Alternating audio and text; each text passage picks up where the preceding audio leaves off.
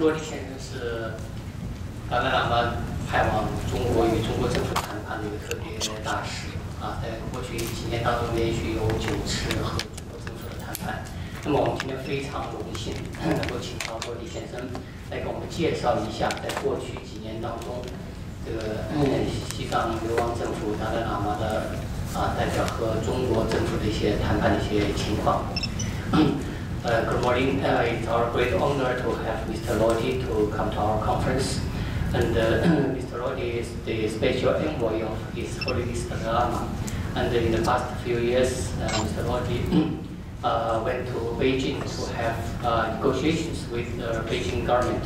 So it's our great honor to have Mr. Lodi to come to us. Okay.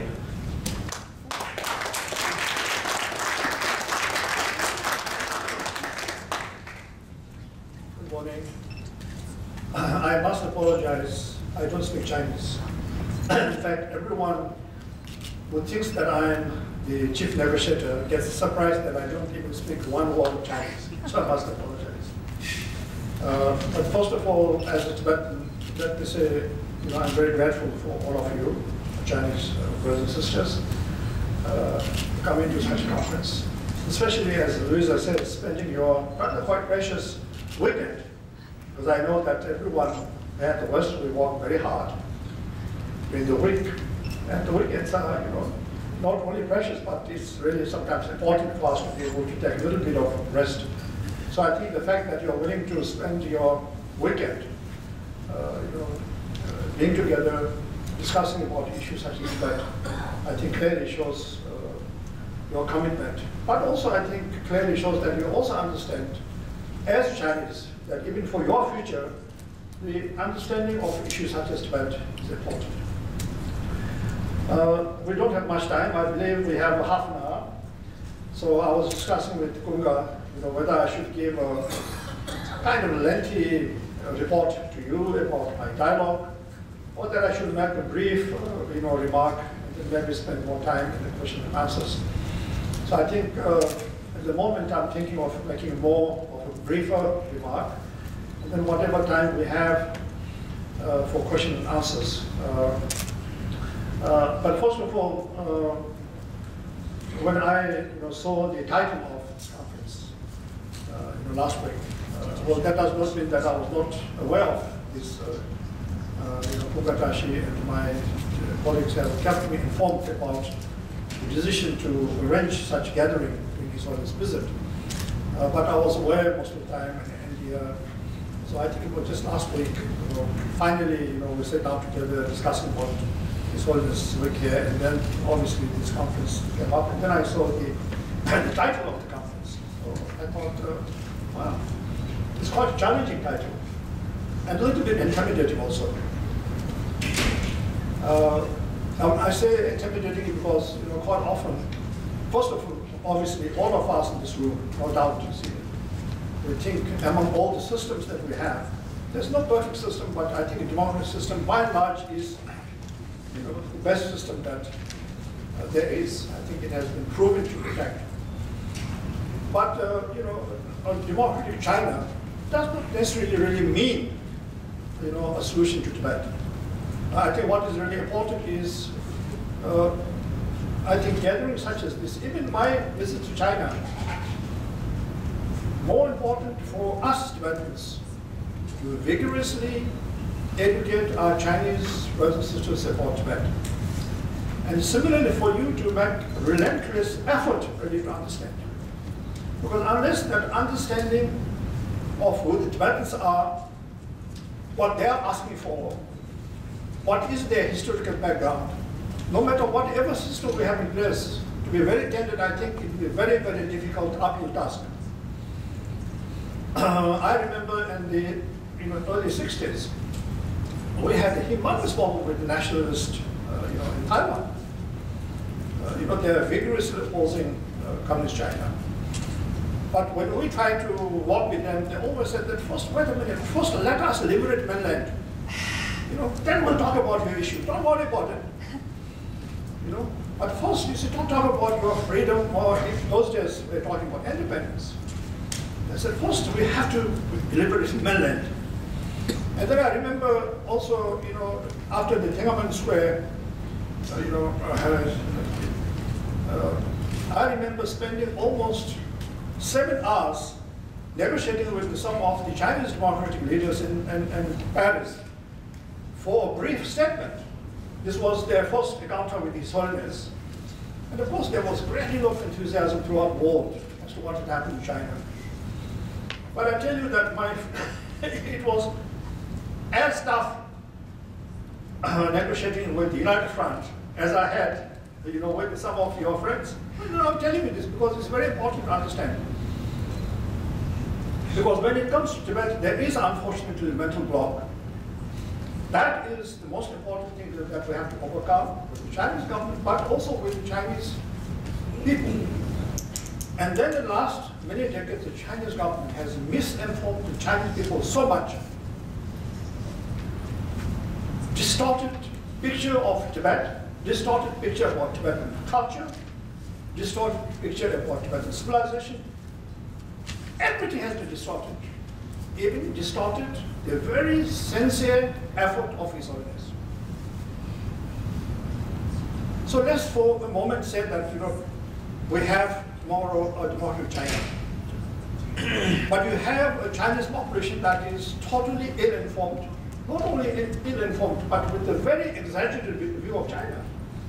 I don't think democratic leaders will be able to pursue a Tibet policy that is helpful to Tibet. Then you have to think about the past of the people, opinion polls. So I think, I always advise Tibetans, at this stage, most important for us, other than talking about the big political slogans, reach out to our Chinese brothers, educate them about our culture, about our history, about our hopes, about our pen, and for you also to make that effort. So therefore, for me, such a gathering is important from that point of view. If there is a Chinese population that is educated about Tibet, then I think, to be very candid, no matter whatever the system is, of course we all prefer a democratic system, but any leader who cares about China, truly, who really cares about the future of China, then I think we'll be able to resolve the issue. This is just, with your permission, my personal kind of remark before I.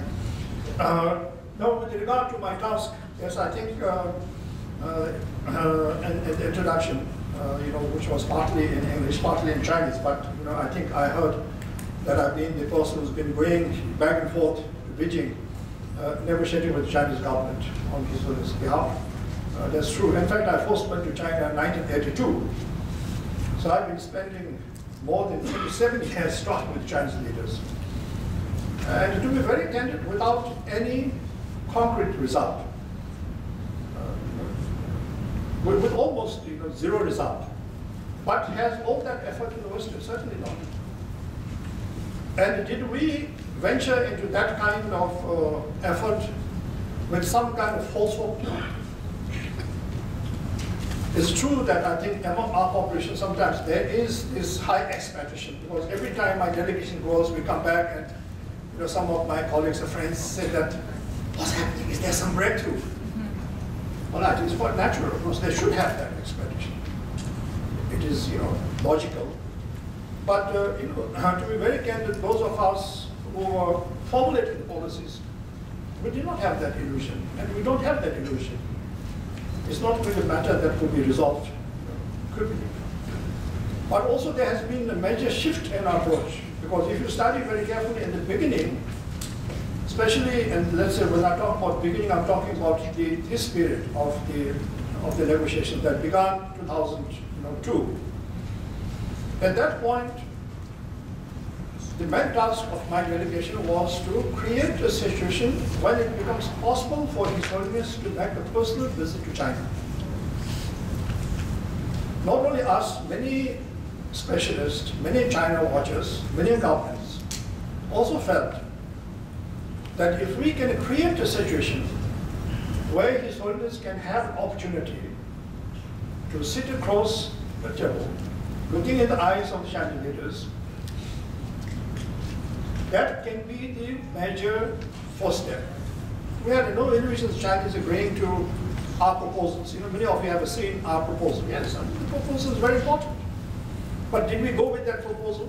Particularly if you go back and look at the situation when we took the proposal, our relations are already getting very bad. So we had no illusion that by agreeing with our proposal, the Chinese are going to discuss seriously. So when I took on this responsibility, at that time, the only purpose is to create a situation where His Holiness can make a visit. And we were willing to make that visit absolutely unconditional, with no strings attached, with no conditions. So much so that we were even willing to make the first visit only to China. There was a lot of discussion, and there's a lot of disagreement even in Dharamshala. It took a long time for us to agree, because some people thought, and for good reason, how can the Dalai Lama agree to go to China without even having opportunity to visit Lhasa? He should not go to China if he can't go to Lhasa. Of course, which is absolutely true. And I think inside Tibet would be heartbroken to see him come to Beijing and not to come to Tibet. But then we said, no, rationally, the Chinese can never dare to allow him to come. It's not because they don't respect him. They're just afraid of him. So we said that, even the idea of us proposing that he wanted to bring His Holiness to Tibet, I said, forget about it. They are so much afraid of him, being in Dharamshala, and the Chinese leaders having that courage to allow him to come to Lhasa. Unfortunately not. So we even agreed so that it can be only a visit to China on a pilgrimage and his capacity as a religious leader. But unfortunately, there we really thought, there may be some possibility. Many world leaders also thought that there is a possibility, and everyone worked very hard. We are very appreciative. Many presidents, prime ministers, foreign ministers, right, the white hand, including individual friends. But unfortunately, China really, I think, missed a great opportunity. And then, of course, now you see we don't even propose that from our side, because it's business. How can we even propose when the Chinese denounce His Holiness as the most evil person that you can find on this planet Earth? And also when they try to say that whole issue is nothing about Tibet, it's all about the Dalai Lama's future. So if the envoys of Dalai Lama start negotiating with the Chinese government about a visit by Dalai Lama, it kind of then ratifies the Chinese position, propaganda. See, we are only talking about his visit or his coming back. So for all those reasons, so we have now decided not to pursue that. Rather, we thought that we should now pursue on the real issue. That's why we submitted that proposal, not because we thought that the Chinese government are going to, react, positively. But, but let me just conclude, saying that, we think we have done the right thing. I think His Holiness done the right thing by reaching out to the Chinese leaders. Even though there has not been any breakthrough, I think that was the right, way to approach. Now, I also, it is my hope that you will hear this afternoon our Kalun Chipa elect, who has been elected, and Luis, I talked about the recent elections. But I had also conversations with him several times. And, I was told that even the newly elected government in Dharamshala, first of all, would like to pursue the midway approach of His Holiness, and they would like to continue to pursue the effort of dialogue. It is my hope that, you see, with this new situation now, His Holiness totally stepping aside from political role, gives yet another opportunity for the Chinese, in my view, for the Tibetans, and also for the international community. I would like to see that in the days to come, how creatively the Chinese leaders, the Tibetan leaders, and also the international community see this new opportunity of His Holiness stepping aside from his political role